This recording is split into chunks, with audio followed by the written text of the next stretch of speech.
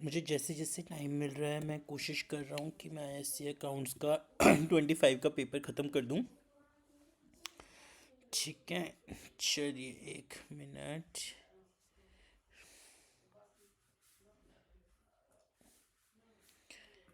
Next देखते हैं question number 6 ISC accounts paper 25 है।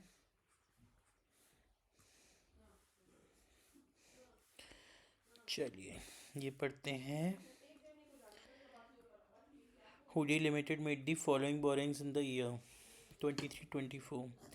On 1st April 23, 10-year 10% bank loan from AZ Bank Security and 20,000 6% debentures of rupees 100 each as a collateral security. The issue which was recorded in the books.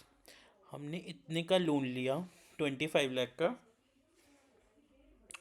और उसके लिए हमने primary security में 20,000 6% debentures of 100 each as a collateral रखे हैं। ठीक है, collateral security on 1 अक्टूबर को इतना हमारा हुआ। ये बोरिंग्स हैं हमारी। हमारी कंपनी का नाम है हुडी लिमिटेड। हमने 10-year 10% bank loan from aged bank security by primary security and 20,000 6%। ठीक है, the redemption of 8% debentures to begin from इतना interest on bank loan in the year 2023-24 the company defaulted on the. ठीक है, you are required to show the above items in the notes to accounts. ठीक है, हमने notes to accounts बनाने हैं। ठीक है, गॉट इट। चलिए यहाँ से देखते हैं। सबसे पहले बैलेंस शीट एक्सट्रैक्ट। प्लीज़ बच्चों ध्यान से देखना, बैलेंस शीट एक्सट्रैक्ट वाला क्वेश्चन बहुत इम्पॉर्टेंट है। बैलेंस शीट एक्सट्रैक्ट ये क्वेश्चन आएगा ही आएगा, वेरी इम्पॉर्टेंट। ठीक है, चलिए सबसे पहले बैलेंस शीट एक्सट्रैक्ट में हमारी आ गई इक्विटी एंड लायबिलिटीज़, इसमें आ गई नॉन करंट लायबिलिटीज़, उसमें आएंगी long term borrowings, current liabilities, short term borrowings, फिर other current liabilities. Non current liabilities उसके अंदर आ गई लॉन्ग टर्म बोरिंग्स, फिर करंट लायबिलिटीज़, फिर शॉर्ट टर्म बोरिंग्स, फिर other current liabilities. Equity and liabilities वाला हेड चल रहा है हमारा। ठीक है, इक्विटी एंड लायबिलिटीज़ वाला हेड है। इसके अंदर आती हैं हमारी नॉन करंट लायबिलिटीज़, उसमें आ गई हमारी लॉन्ग टर्म बोरोइंग्स, फिर आती हैं हमारी करंट लायबिलिटीज़, उसके अंदर आती हैं शॉर्ट टर्म बोरोइंग्स,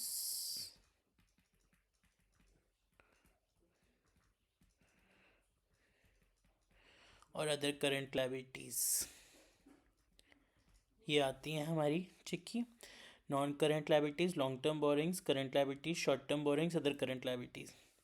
अब क्वेश्चन के हिसाब से आए, अगर हम ध्यान से देखें, हमने 10-year 10% bank loan from aged bank secured by primary security and 20,000 6% debentures of 100 each as a collateral security. हमने लोन लिया है 10% bank loan, taken on 1 April 2023, taken on 1 April 2023 को लिया है। ठीक है, बाय प्राइमरी सिक्योरिटी। ठीक है, इंटरेस्ट ऑन बैंक लोन। ठीक है, और 10 years का bank secured by company 10 year का लिया है हमने। ठीक है, तो ये हमारी हो गई non current liability. Long term borrowing 25 lakh, इसके लिए हमने 6% डिबेंचर्स, 25 लाख का लोन है, 20,000 6% debentures of 100 each as a collateral security, the issue of which was recorded in. ठीक है, अब हमने उसके लिए जो डिबेंचर्स इशू करे हैं ये हो गए। ठीक है, जब भी आपने डिबेंचर्स को इशू करा है, ठीक है, मेरी बात ध्यान से सुनिएगा, तो आपने बेसिकली सिर्फ और सिर्फ अंदर ऐसे दिखाना है, debenture suspense, debenture suspense, debentures और डिबेंचर सस्पेंस, बस ऐसे दिखाना है। 10% बैंक लोन 25 लाख का लिया, 6% डिबेंचर्स हमने कोलेट्रल लेस डिबेंचर सस्पेंस से कट गए। ठीक है, और हमने कितने का लोन लिया है, 8% डिबेंचर्स और इशू किए हैं हमने 5 लाख के। 5,000 8% debentures of 100 each redeemable at par in 5 equal annual instalments. अब मेरी एक बात बहुत ध्यान से सुनिएगा, एक छोटा सा पॉइंट बताने जा रहा हूँ। क्वेश्चन में देखिए हमने टोटल 5 लाख के डिबेंचर्स इशू किए हैं, जिसमें redeemable at par in 5 equal annual instalments. मतलब आज जो हुडी लिमिटेड कंपनी ने 5 लाख रुपीज़ के डिबेंचर्स इशू किए हैं, वो उनको रीपे ऐसे करने हैं हर साल 1 1 लाख 1 1 लाख। तो मतलब उसका 1 लाख तो अगले साल ही रीपे करना पड़ेगा, तो वो करंट लाइबिलिटी बन गया। तो नॉन करंट तो 4 लाख ही माना गया ना, 8% डिबेंचर्स 4 लाख। यहाँ जिसको भी प्रॉब्लम हो ना बच्चे को समझने में कि ये 4 लाख कैसे बना, ये 4 लाख ऐसे बना आपका कि 5 लाख के टोटल डिबेंचर्स थे, पर जिसमें से आपके 5 लाख के 5 लाख रीपे नहीं हो रहे अगले, उसमें आपने नेक्स्ट ईयर में 1 लाख रीपे करने हैं, तो वो करंट लाइबिलिटी बन जाएंगी हमारी। ये देखिए यहाँ पे short term borrowings 8% debentures to be redeemed within 12 months of balance sheet date 1 lakh. Clear. तो 25 लाख के तो हमारा बैंक लोन हमारी नॉन करंट लाइबिलिटी बन गया, लॉन्ग टर्म बोरिंग्स के अंडर आ गया। उसके बाद शॉर्ट टर्म बोरिंग में हमारे 8% debentures to be redeemed within 12 months of balance sheet date 1 lakh के वो बन गए। अब हमने इंटरेस्ट पे करना है। Interest on bank loan and debentures is to be paid annually. ठीक है, अब हमारा यहाँ आएगा एनुअली हमने पे करना है। तो सबसे पहली चीज़, हमने कितने का लोन लिया था, हमने लिया था 25 लाख का। तो 25 लाख का 10% जो मैंने इंटरेस्ट पे करना है। 25 लाख का लोन, इस पे मैंने लोन का एक छोटा सा पॉइंट प्लीज़ ध्यान से सुनिएगा। कोलैटरल सिक्योरिटी के लिए जब भी हम डिबेंचर्स इशू करते हैं तो उन पे इंटरेस्ट नहीं लगता। कोलैटरल सिक्योरिटी के लिए जब भी हम डिबेंचर्स इशू करते हैं तो उस पे इंटरेस्ट नहीं लगता। ठीक है, तो यहाँ आ गया हमारा interest on bank loan defaulted, जो हमारी लाइबिलिटी बन गई है, अभी हमने पे करना है। 25 लाख का लोन लिया था, उसका 10% 2 लाख 50। और अब हमारा जो टोटल था 5 लाख के डिबेंचर्स थे हमारे पास 1 अक्टूबर को। ठीक है, तो इंटरेस्ट तो पूरा देना है, चाहे हमने उनको इस साल रीपे करना है या करंट लाइबिलिटी है या जैसे भी है, तो उसका इंटरेस्ट बना हमारा 5 लाख का 8% इंटू 6 मंथ्स का, तो ये हुआ 20,000। ठीक है, 5 लाख का 8% इंटू 6 मंथ्स का 20,000, दिस वन। ये 20,000 कैसे आया, 5 लाख जितना हमारा डिबेंचर्स 8% वाले डिबेंचर्स थे उनका 8% इंटू 6 मंथ्स। ठीक है, तो ये 20,000 आ जाएगा। तो ये वो वाला इंटरेस्ट फॉर्मेट से याद रख लीजिए। Equity and liabilities, non current liabilities उसके अंदर आ गई, लॉन्ग टर्म बोरिंग्स फिर करंट लाइबिलिटीज़ उसके अंदर आ गई, शॉर्ट टर्म बोरिंग्स फिर current liabilities. Long term borings में आ जाएंगी हमारी 10% बैंक लोन, टेकन ऑन 1 अप्रैल वाला है वो, फिर 6% डिबेंचर्स, डिबेंचर सस्पेंस कट गया, 8% डिबेंचर्स। बी पार्ट जो है ना कोलेट्रल हमने इसी तरह से करना है। Short term borrowings 8% debentures to be redeemed within 12 months of balance sheet date 1 lakh आ गए। Other current liabilities, interest on 10% bank loan defaulted ये हो गया, इंटरेस्ट ऑन 8% डिबेंचर्स ये हो गया हमारा इंटरेस्ट। आई होप आप लोगों को क्लियर हो गया होगा। ठीक है, चलिए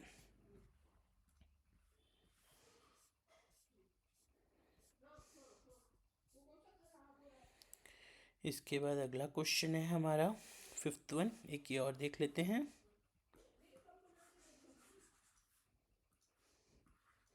हमने 6th पहले कर लिया। Anu, Benu, and Sara are partners in a firm sharing profits and losses in the ratio of itna. Anu retires from the firm on 1st April 2024. She gives half of her share to Benu and remaining half to Sara. देखिए 3 partners थे पहले, 4/9, 2/9 और 1/3। तो 1/3 को मैं अगर चाहूँ तो ऐसे लिख सकता हूँ ना, 3/9। तो मतलब 3 पार्टनर्स थे, 4/9, 2/9 और 3/9, और इनका नाम था अनु, बेनू एंड सारा। अनु, बेनू एंड सारा। ठीक है, डन। इन्होंने बोला अनु रिटायर हो रही है, it is decided Anu the first partner is retiring, she gives half of a share to Benu and the remaining half to Sara. तो 4/9 का हाफ यानी 4/9 इंटू 1/2, फिर 4/9 इंटू 1/2 यानी 4/18 और 4/18 दोनों को मिल गया। बेनू को, बेनू का पहले से कितना था 2/9 और उसका 3/9, 2/9 और 3/9। ठीक है, तो ये हो गया 18 4 + 4 और ये हो गया 18 6 + 4 तो ये हो गया 8/18 और ये हो गया 10/18 मतलब इन दोनों की न्यू रेशियो आ गई 8:10। ठीक है। On annual retirement, it is decided goodwill of the firm is to be valued at 2 years purchase of average profits of the preceding 4 years which were as follows। ठीक है। अब हमें ना इन प्रॉफिट्स को ठीक करना है बस। ठीक है, तो हम एक बार इन प्रॉफिट्स को ठीक करते हैं। हमारा था 40,000 जिसमें एबनॉर्मल गेन था। आप लोगों को ये आइडिया होगा कि एबनॉर्मल गेन माइनस होता है। 80,000 excluding repairs of machinery minus करेंगे क्योंकि रिपेयर्स तो होना चाहिए था बिजनेस का। 1,10,000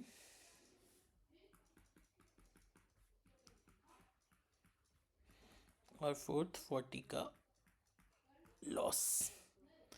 ठीक है, चलिए 1 मिनट देखते हैं। तो ये आ गया हमारा एबनॉर्मल गेन माइनस करके, मशीनरी का माइनस करके, ये सबको हमने 4 से डिवाइड कर दिया। एवरेज प्रॉफिट आ गया हमारा 45। ठीक है, ओके। तो गुडविल आ गई हमारी 90 क्योंकि इन्होंने हमें बोला था गुडविल कैलकुलेट करने को। तो इन सबको हम कर देंगे। 45 आ जाएगा एवरेज। एवरेज के बाद हमें गुडविल कैलकुलेट करनी 2 ईयर्स परचेज, तो 90,000। न्यू रेशियो हमने निकाल दिया था। मेरा न्यू रेशियो आया था 8:10 मतलब 4:5।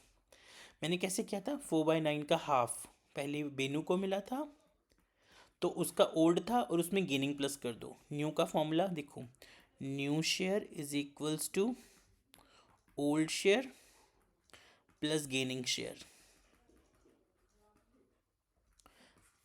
एक पार्टनर रिटायर होके जाएगा तो उसका जितना शेयर होगा वो ओल्ड वाले को मिल जाएगा ना, इसलिए। क्लियर? चलिए, अब जैसे जैसे मुझे टाइम मिलता है मैं आता जाऊंगा और आपको आज कोशिश है कि ये पेपर कंप्लीट करवा दूंगा। ठीक है, थैंक यू।